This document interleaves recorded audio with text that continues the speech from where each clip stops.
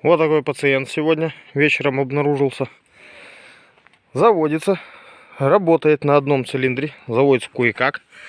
Поменяли свечу, бесполезно. Прострелы в один цилиндр. Я думаю, проблема в конденсаторе. Сейчас поменяем, посмотрим. Для большего удобства демонтажа данной крышки, там внизу болтик есть. И чтобы его открутить, надо сделать вот так и залезть под низу. Так, разобрали. Смотрим. Вот конденсаторы стоят. Не как на новых пятерках. Это троечный мотор, 6 вольт.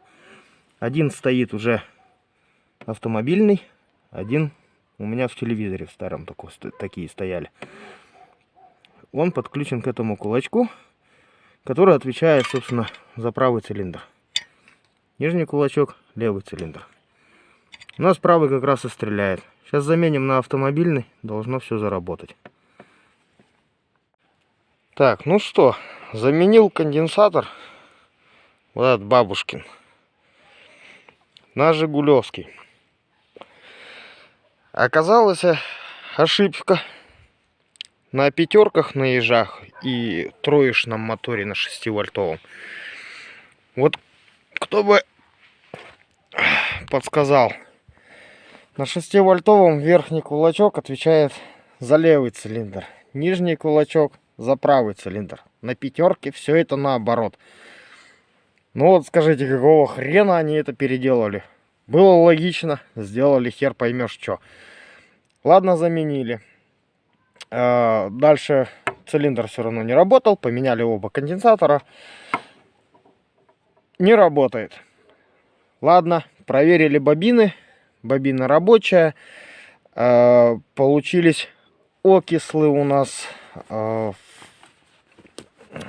соединении высоковольтного провода с бобиной.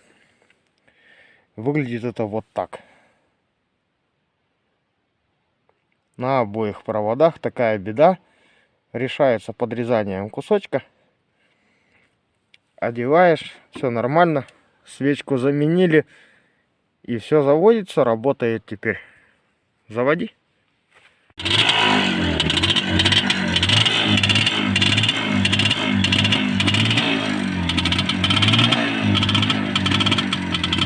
Глуши.